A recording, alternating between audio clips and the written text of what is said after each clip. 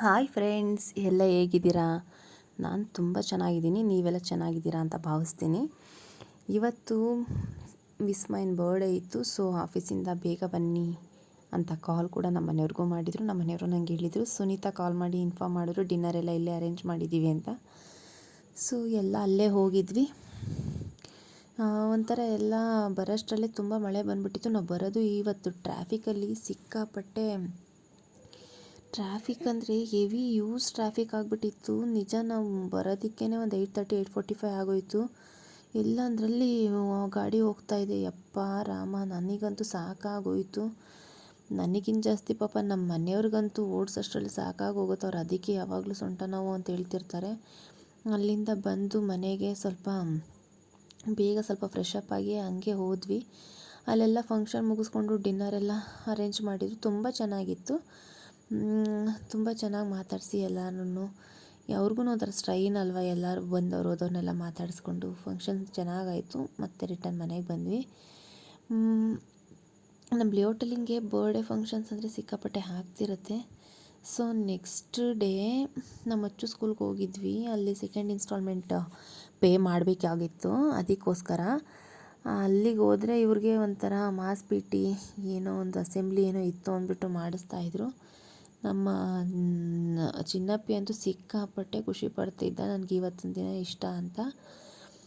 So ಅಲ್ಲೆಲ್ಲ pay ಮಾಡಿಬಿಟ್ಟು van fees ಅಂತೂ ಫುಲ್ ಕ್ಲಿಯರ್ ಮಾಡಿದ್ವಿ. ಯಾಕೆ ಅಂತ ಅಂದರೆ ಅವ್ರು ಮತ್ತೆ ಇದನ್ನು ಕಟ್ಟಿ ಅನ್ನೋದಕ್ಕಿಂತ ಈಗ ನಾನು 4 ಇನ್ಸ್ಟಾಲ್ಮೆಂಟ್ಸ್ ಥರ ತೊಗೊಂಡಿದ್ವಿ. ಸೊ 2 ಇನ್ಸ್ಟಾಲ್ಮೆಂಟ್ ಆಗಿದೆ, ಪ್ಲಸ್ ವ್ಯಾನ್ ಫೀಸ್ ಕ್ಲಿಯರ್ ಮಾಡಿದ್ದೀವಿ. ಇನ್ನು 2 ಇನ್ಸ್ಟಾಲ್ಮೆಂಟ್ ಇದೆ. ಸೊ ನೋಡೋಣ, ಅದು ಇಬ್ಬರು ಮಕ್ಳಿಗೆ ಓದಿಸ್ಬೇಕಲ್ವ ಫ್ರೆಂಡ್ಸ್, ನಿಮಗೂ ಅರ್ಥ ಆಗುತ್ತೆ ಅಂದ್ಕೊಂಡಿದ್ದೀನಿ. ಯಪ್ಪ ನಿಜ ಕಷ್ಟ ಅಂತ ಅಂದರೆ ಇಬ್ಬರಿಗೂ ಎಲ್ಲ ಥರ ಫೆಸಿಲಿಟಿನೂ ಕೊಡಲೇಬೇಕು.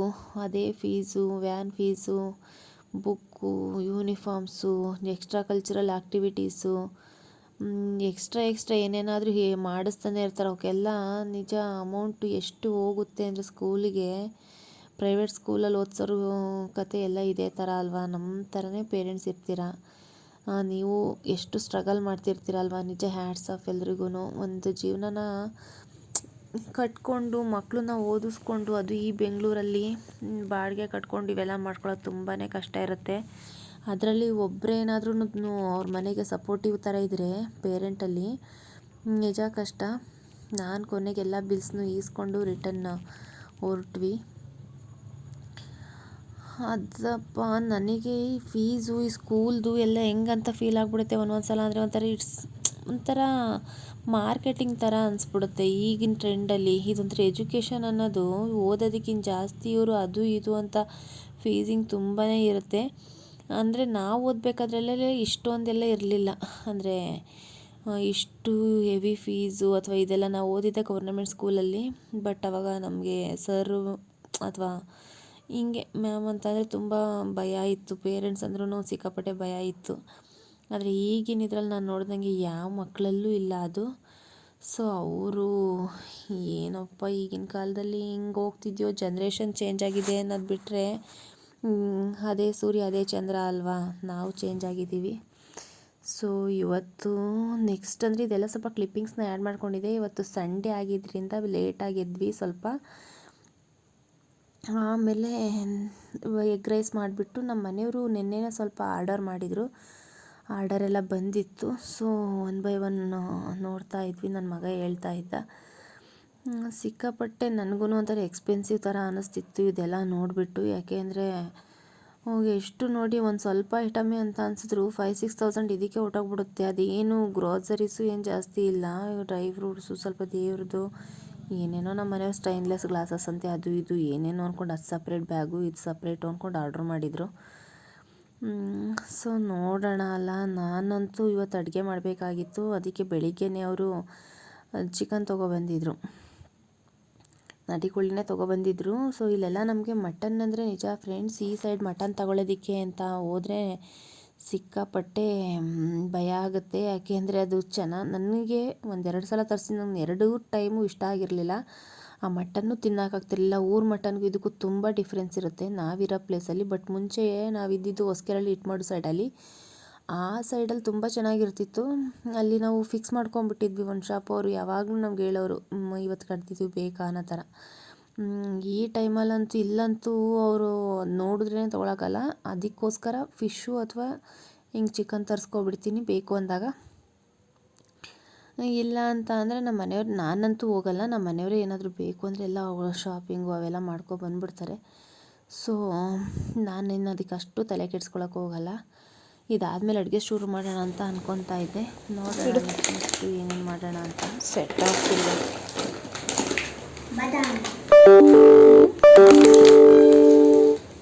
ಇದೆಷ್ಟು ಕೆ ಜಿದು ಬಿಟ್ಟು ಅಲ್ಲೇ ಇಡು ಬಿಟ್ರು.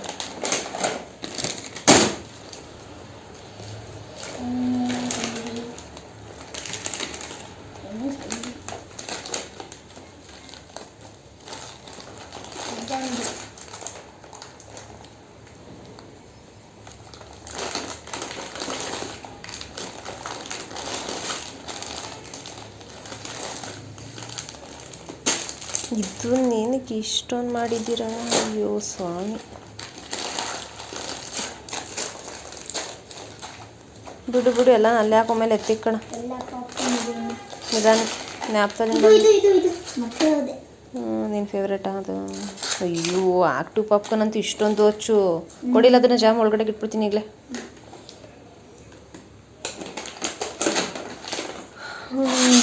ಇದೆಲ್ಲ ನೋಡಿ ಮೋರ್ ದೆನ್ 5K ಆಗಿರುತ್ತೆ ಶಾಪಿಂಗ್. ಈ ಜಾಮು ಇವಾಗ ನಮ್ಮ ಮನೇಲಿ ಚಿಕನ್ ಮಾಡ್ತಾಯಿದ್ದೀನಿ, ಸಾಂಬಾರು ಆದಮೇಲೆ ಹೇಳ್ತೀನಿ, ಇಲ್ಲಾಂದ್ರೆ ರೆಡಿ ಮಾಡ್ಕೊತಾ ಇದ್ದೆ. ಸೊ ನೋಡೋಣ, ಎಲ್ಲನೂ ಮಿಕ್ಸರ್ ಜಾರ್ಗೆ ಹಾಕಿ ರೆಡಿ ಮಾಡಿಬಿಟ್ಟು ಅದನ್ನು ಎತ್ತಿಡೋಣ. ನಮ್ಮ ಲೇಔಟಲ್ಲಿ ಗಣಪತಿ ಹಬ್ಬದ ಪ್ರಿಪ್ರೇಷನ್ ಇವಾಗಿಂದನೇ ಮಾಡ್ತಾ ಇದ್ದಾರೆ. ಅಂದರೆ ನಾನು ಕಿಚನಿಂದ ಇಲ್ಲಿ ನೋಡಿ ರೆಕಾರ್ಡ್ ಮಾಡ್ತಿದ್ದೀನಿ. ನಮ್ಮ ವಿಂಡೋಯಿಂದನೇ ನೀಟಾಗಿ ಕಾಣಿಸುತ್ತೆ. ಮುಂದೆ ಖಾಲಿ ಸೈಟಲ್ಲಿ ಮಾಡ್ತಿದ್ದಾರೆ. ಎಲ್ಲ ಸ್ಟೇಜ್ ಆಗೋದಕ್ಕೆ ಎಲ್ಲ ಕ್ಲೀನ್ ಮಾಡ್ತಿದ್ದಾರೆ ನೀಟಾಗಿ. 1 by 1 ಮಾಡ್ತಾ ಇದ್ದಾರೆ. ನೋಡೋಣ ಹೆಂಗೆ ಪ್ರಿಪೇರ್ ಆಗುತ್ತೆ ಅಂತ. ಅದನ್ನ ಈಗಲೇ ಏನು ನೋಡಬೇಡ, ಚಾರ್ಜ್ಗೆ ಹಾಕೋ, ಅದನ್ನ ಎತ್ಬಿಟ್ಟು ನೀಟಾಗಿ ಅದನ್ನ ಎತ್ತಿಟ್ಬಿಟ್ಟು. ಕೊಡಿಲ್ಲ ಆಯಿಲ್, ಬಾಟಲ್ ತರ್ತೆ ಆರ್ಡ್ರು. ಆ ಕ್ಲಿಪ್ಸ್ ಔಟ್ಸೈಡ್ ಇಡು.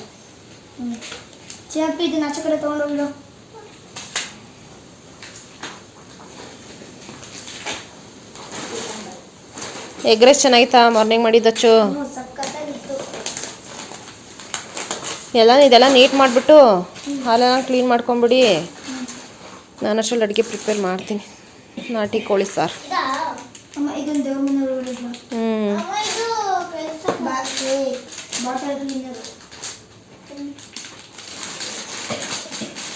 ಕೊಡಿಲಿ ಬಾಟಲ್ ಕ್ಲೀನರ್ ಇಲ್ಲೇ ಇಟ್ಟಿರ್ತೀನಿ. ಅಲ್ಲೇ ಇಡೋದು, ರೆಸ್ಟ್ ರೂಮ್ಗೆ ಇಡೋಣ, ಅಲ್ಲಿ ಆಮೇಲೆ ಎತ್ತಿಡೋದು. ಅದು ಬ್ಯಾಗ್ದು ಕಣ.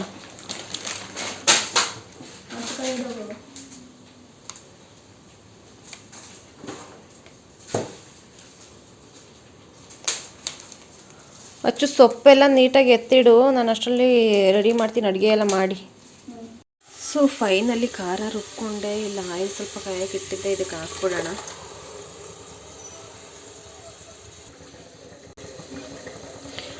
ಸುಕ್ಕ ಬೆಂದಿದೆ.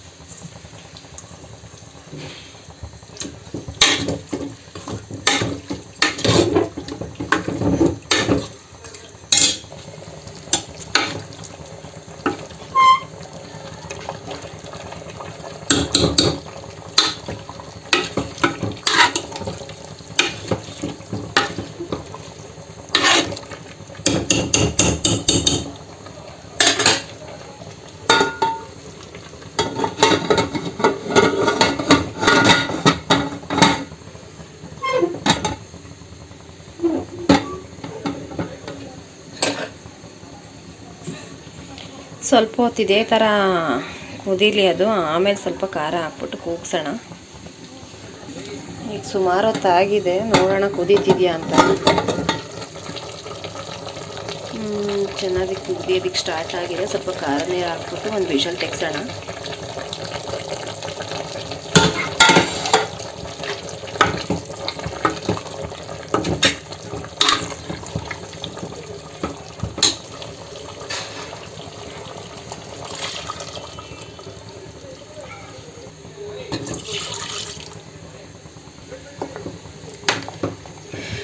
ಖಾರದ ನೀರು ಹಾಕಿದ್ದೀನಿ.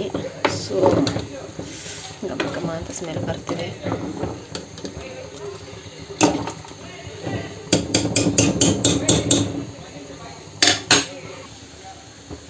ಒಂದು ಕಡೆಗೆ ಅನ್ನ, ಒಂದು ಕಡೆಗೆ ಸಾಂಬಾರು, ಅಂದರೆ ಕುದೀತಾ ಇದೆ ಇದು.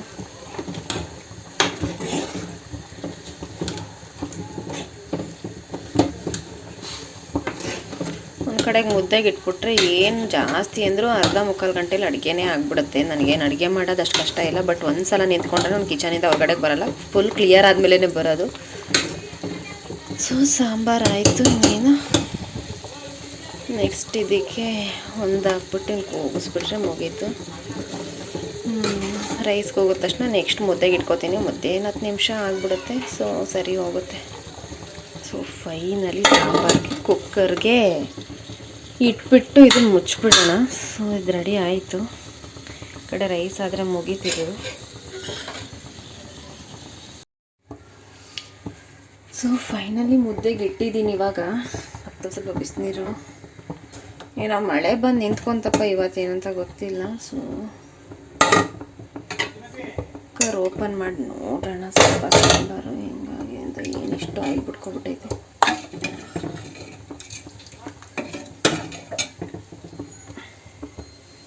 ಮುದ್ದೆ ರೆಡಿ ಆಗುತ್ತೆ. ಇನ್ನೇನು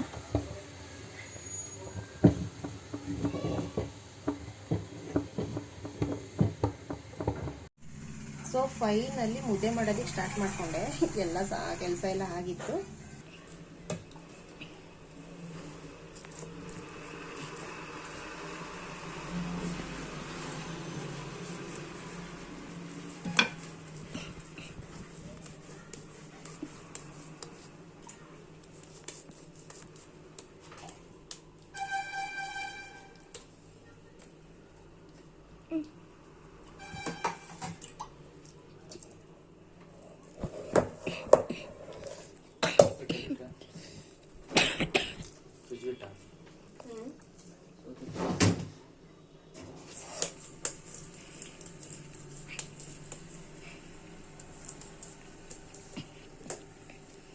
ಫೈನಲಿ ಮುದ್ದೆ ರೆಡಿ ಆಯ್ತು. ಆಲೋಚನೆ ಹೌದು.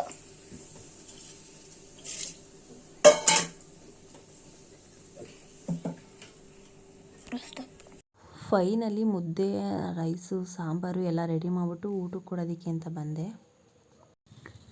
ಸೊ ಮಕ್ಕಳನ್ನೆಲ್ಲ ಕರೆದ್ಬಿಟ್ಟು ಊಟಕ್ಕೆ ಅಂತ ಅಂದ್ಬಿಟ್ಟು ತಿನ್ಸೋದಕ್ಕೆ ಅಂತ ಸ್ಟಾರ್ಟ್ ಮಾಡ್ಕೊಂಡ್ವಿ. ಸಿಕ್ಕಾಪಟ್ಟೆ ನಮ್ಮ ಮಕ್ಕಳು ತಿನ್ನೋದು ಲೇಸಿ ಅಲ್ವಾ, ಅದಕ್ಕೆ ನಾವೇ ತಿನ್ಸೋಕ್ಕೆ ಸ್ಟಾರ್ಟ್ ಮಾಡಿದ್ವಿ. ಫ್ರೆಂಡ್ಸ್, ಆಲ್ರೆಡಿ ಮುದ್ದೆ ರೆಡಿಯಾಗಿ ನಮ್ಮ ಮಮ್ಮಿ ಎಲ್ಲನೂ ರೆಡಿ ಮಾಡಿಕ್ಕಿದ್ದಾರೆ.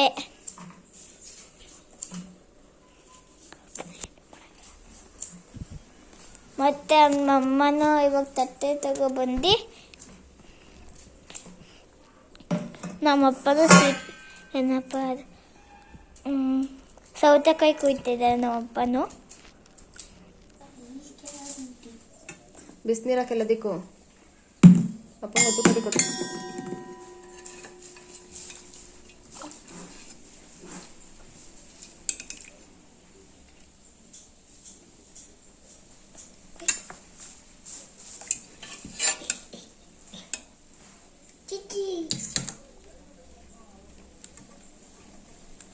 ನಿಧಾನ ಮೊಟ್ಟೆ ಬಿಡಿಸ್ಕೊಂಡು ತಿನ್ನಿ. ಯಾಕೆ ಆ ಥರ ಕೆಂಚಿದೆಯಾ ಶ್ರೀಮತಿ? ಇದು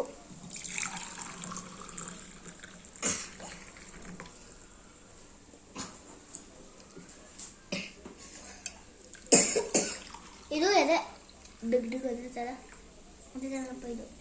ಇದು ಏನಪ್ಪ ಯಾರ್ತಾನೆ ಹಾರ್ಟು ಸೌತೆಕಾಯಿ. ಸೊ ಫೈನಲ್ಲಿ ಅಚ್ಚು ಮತ್ತೆ ತಿನ್ನಿಸ್ಕೊಡ್ತೀನಿ.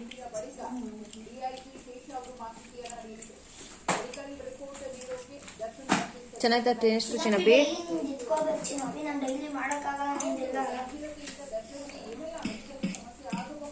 ನನಗೆ ಸ್ವಲ್ಪ ಕೆಮ್ಮಾಗಿದೆಯಲ್ಲ ನೋಡ್ಕೊತಾನೆ ಬಾ ಬೇಗ. ಮುದ್ದೆ ಆರೋಗೋಕ್ಕಿಂತ ಮುಂಚೆ ನಿನ್ಗೊಂದು ಸ್ವಲ್ಪ ನಂಗೊಂದು ಸ್ವಲ್ಪ ಡಿವೈಡ್ ಮಾಡ್ತೀನಿ.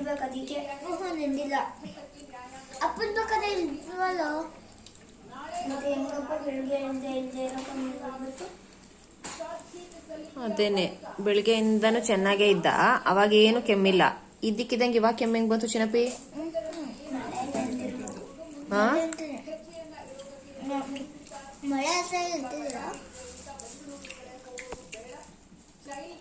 ದೊಡ್ಡಪತ್ರೆ ಐತಿ ಅಲ್ವಾ ಅಲ್ಲಿ, ಕೆಳಗಡೆ ಹೋದಾಗೆಲ್ಲ ಹೋಗಿ ಬಂದು ಒಂದೊಂದು ಎಲೆ ಕಿತ್ಕೊಂಡು ತಿನ್ನೋದನ್ನ.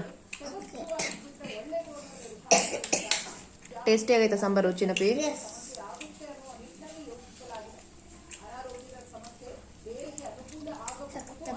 ಅಚ್ಚು ಬಾ ಬೇಗ, ಫಾಸ್ಟಾಗಿ ಓಡ್ ಬರ್ಬೇಕೀಗ.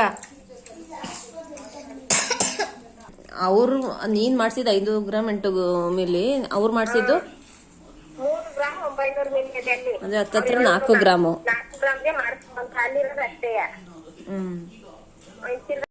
ಫೈನಲ್ಲಿ ಊಟ ಮಾಡ್ಕೊಂಡು ಬಟ್ಟೆ ಮಡ್ಚೋದಿಕ್ಕೆ ಅಂತ ಬಂದೆ.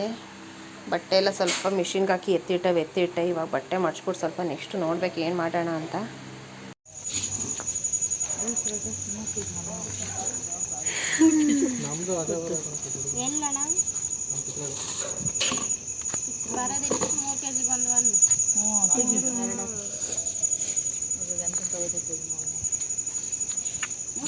ಸಾಂಬಾರು ಈರುಳ್ಳಿ ಸಾಂಬಾರು ಎಷ್ಟು ಕೆಜಿ? 3 ಕೆಜಿ ಅಕ್ಕ? 2 ಕೆಜಿ ಕಣ. ಆಯ್ತಲ್ಲ ನಮ್ದು ಇದಲ್ವಾ ಟೋಟಲ್ ನಮ್ಮದು? ನಾನು ಪೇ ಮಾಡ್ತೀನಿ. ಇದೇನು ಬೇಕು ಇವೆಲ್ಲ ಯೂಸ್ ಮಾಡ್ತೀನಿ. ಯೂಸ್ ಮಾಡೋ ಮಾತ್ರ ಇಟ್ಕೊಳ್ತಾರೆ ಇವೆಲ್ಲ ಸುಮ್ಮನೆ ಮೊಟ್ಟೆ ಕಟ್ಕೊಂಡು ಇದೆಲ್ಲ ತುಂಬ ಆಗಲ್ಲ. ಹೈಲೈಟ್ರ್ ಎಕ್ಸ್ಟ್ರಾ ತೊಗೊಂಡಿದ್ದೀನಿ. ಹೊಸ ಹೈಲೈಟ್ರು, ಶಾರ್ಪ್ನರ್, ಹೈಲೈಟ್ರು ಏನೇನೋ ತೊಗೊಂಡವೇನು. ನಾನಿಲ್ಲಪ್ಪ, ಅಲ್ಲಿ ಇದು ಅದ್ರೊಳಗಡೆ ಇತ್ತಲ್ಲ ಬುಟ್ಟಿ ಒಳಗಡೆ ಮೊದಲು. ಯಾರಿಗಾರು ಕೊಟ್ಬಿಡೋಣ ನೆಕ್ಸ್ಟ್ ಅಲ್ವಾ? ಅನಾಥಾಶ್ರಮ ಬಂದಿದ್ರಲ್ಲ ಅವಾಗ.